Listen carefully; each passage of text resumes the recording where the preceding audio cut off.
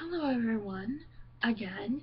Sorry about the abundance of videos, but I just figured out that I forgot that it's Friday, and you know what that means? That means it's time for the upcoming in movie theaters review.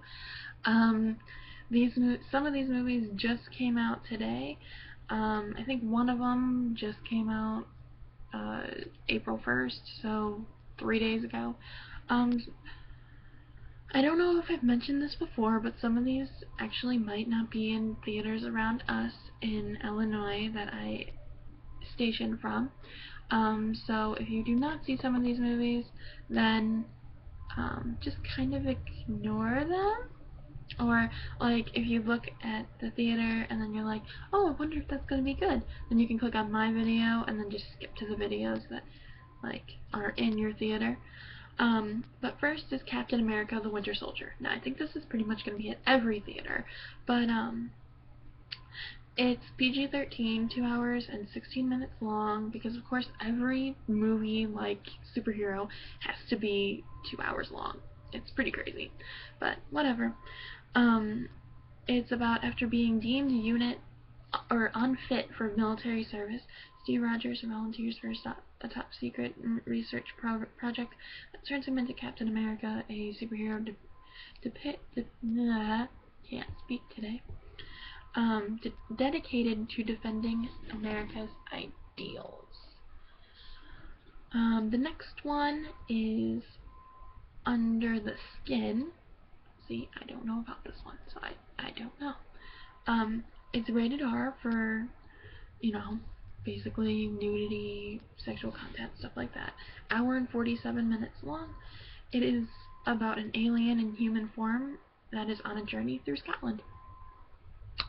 I don't know. Whoops.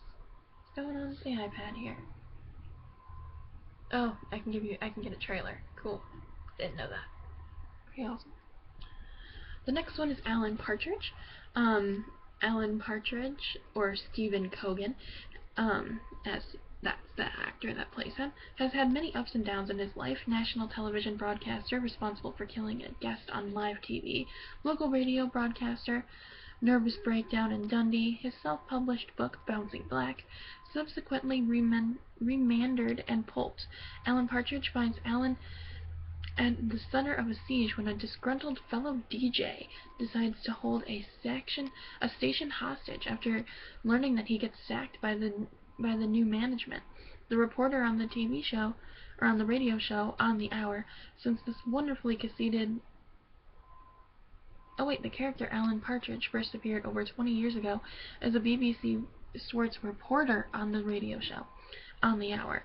Since then, his wonderfully conceited, petty, anal, I don't know what that word is, comic creation has flourished across virtually every medium you can think of.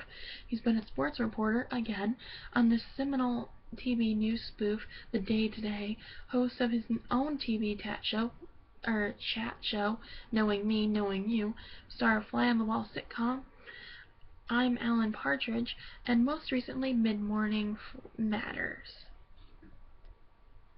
Don't really get what all of that said, but that was a really long paragraph, and I probably should have shortened it up. I am sorry. It's rated R, an hour and 30 minutes long. Going on. And it looks like it's international, so it may not be in theaters anyway. Then there is Frankie and Alice, which is rated R, an hour and 42 minutes long.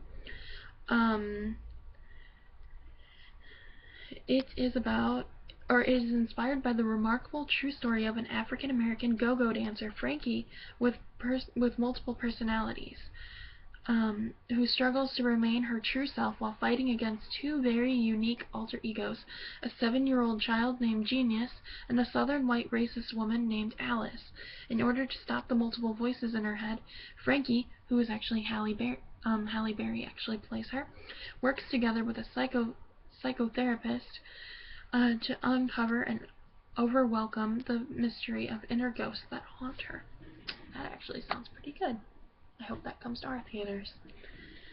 The next one is Afflicted, which is rated R, since it's a horror movie, and an hour and 25 minutes long. It follows two best friends who set out on a trip of a lifetime around the world. Their journey, documented every step of the way, soon leaves a dark and unexpected turn after an encounter with a beautiful woman in Paris leaves one of them mysteriously afflicted. Sounds interesting. Sorry, I'm looking on my iPad for all this stuff. Let's see here. Then there is Dom Hemingway. I can't say it. This is rated R, an hour and 33 minutes long. Jude Law actually plays Dom Hemingway, a larger-than-life safecracker with a loose fuse who is funny, profane, and dangerous. After 12 years in prison, he sets off with his partner in crime, Dickie, which is Richard Grant, looking to collect what he's owed for keeping his mouth shut and protecting his boss, Mr. Fontaine. After a near-death experience, Dom tries to reconnect with his estranged daughter, but is soon drawn back to the only world he knows, looking to settle for the ultimate debt. Interesting.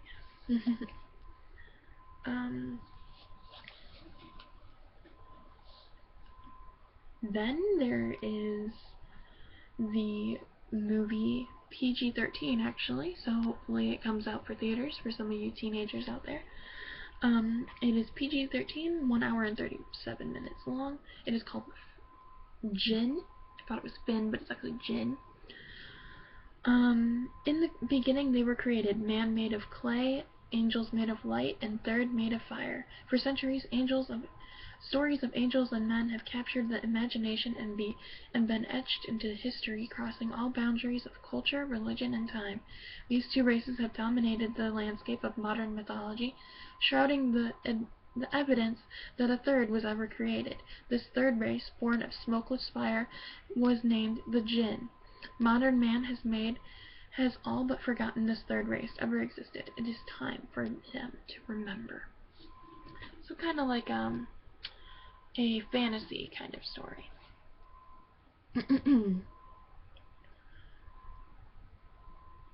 Oh, there's actually a movie for kids this week. I did not know this. It is 40 minutes long, so not that long, so your children can behave themselves. It's rated G, of course. It's actually the island of lemurs of Madagascar. If you remember Madagascar, there was actually lemurs in the movie. Apparently they're making their own movie about them. Island of Lemurs, Madagascar takes audiences on a spectacular journey to the remote and wondrous world of Madagascar. Lemurs arrived in Madagascar as castaways millions of years ago and evolved into hundreds of diverse species, but are now highly endangered. Join trailblazing scientist Dr. Patricia Wright on her lifelong mission to help these strange and adorable creatures survive in the modern world. Sounds pretty good. Especially if you have a kid that loves animals.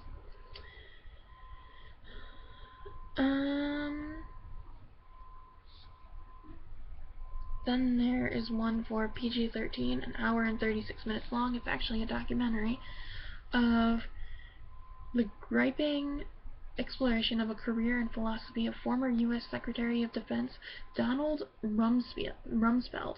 Using declassified memos, Morris guides Rumsfeld through a discussion of his controversial career as a high-level executive under 4 different Republican presidents.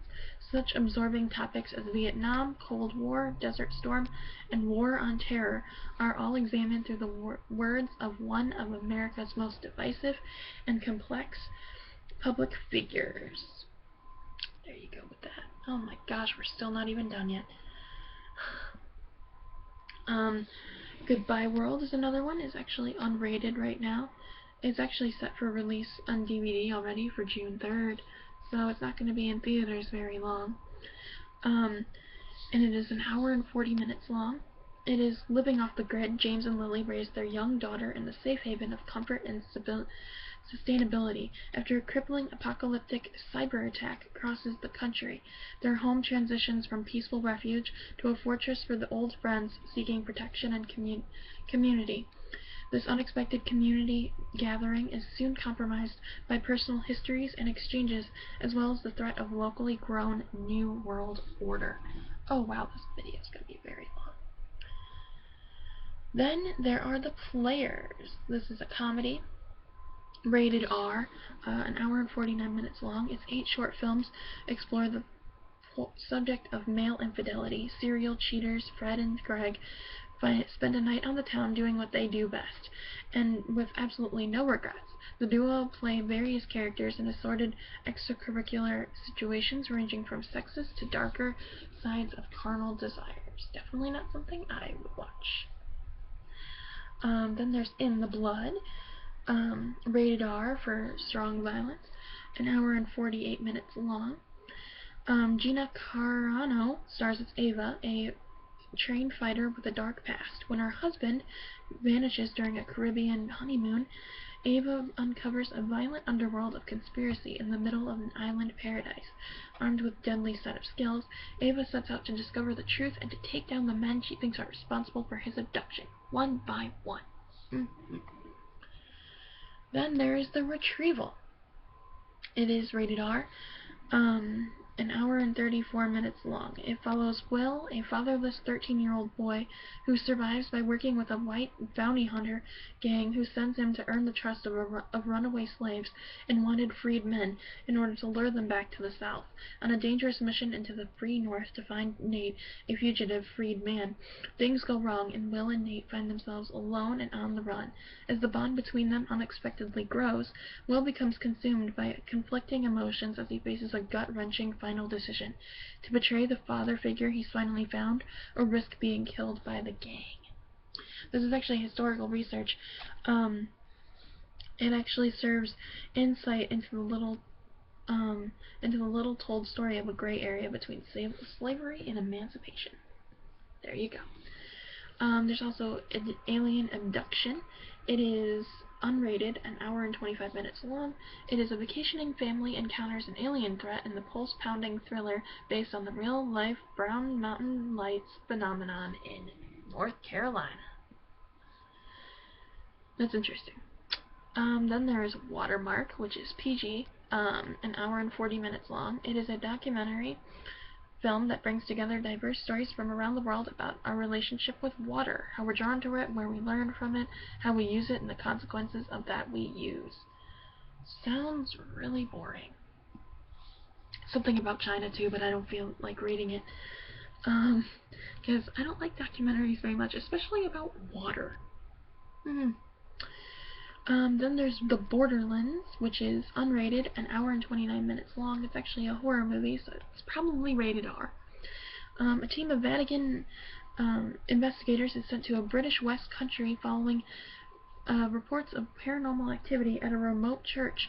As the team begins to doubt its judgment, events take a darker turn, and it seems that something deeply sinister has been awakened. Official Facebook. Interesting, so you might be able to watch it on Facebook. Whatever.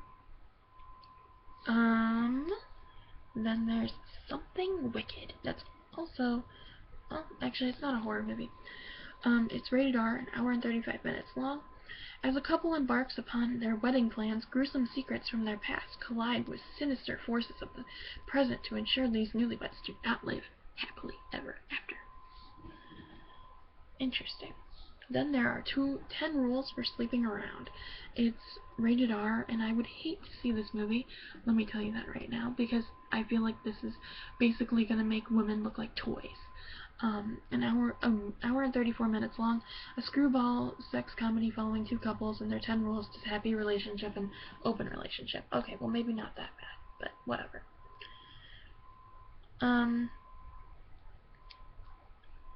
Then there is, I think that's actually all that is. Actually, there is Detonator. Unrated, hour and 34 minutes long. It is a gritty Philadelphia-based thriller. Sully, fronter foreman of a once prominent punk band, anxiously trudges toward a new world in order to remain in his young son's daily life when ex-bandmate Nick catches him mid-stride with a promise to make good on an old debt. In one hellish night that stretches till dawn, Sully chases Mick through the recesses of Philadelphia in his fight to get back home. Interesting. Then, the last one that I have for you guys is Hot Guys and with Guns. It is unrated, again, 1 hour and 43 minutes long. Danny Wollman is an actor on a quest. He wants a job desperately on a Crime and Punishment. His favorite show is going to recast the lead, a salty renegade of a private investigator. Danny, being the good method actor that he is, will do whatever it takes to prepare for his big break, including taking a night class at Santa Monica Junior College and becoming a private investigator. So that's all the movies I have today. Unfortunately, that was very long, and this video is very long, so I hope you guys stayed through it, or you at least, just skip to the movies that you think are interesting. You don't have to listen to the whole video. I wouldn't want to listen to 16 minutes of just random movies every time. So I hope you guys find something that you like in theaters. Like I said, probably some of these movies are not going to be in the theaters around me if you are friends or family. So just kind of look out there, of course, because that's just how you should do it. You should look around and see what kind of movies are out there. This is, of course, just a video just telling you, but you can still look in box offices to see which movies are where. So I will see you guys in the next video. Bye!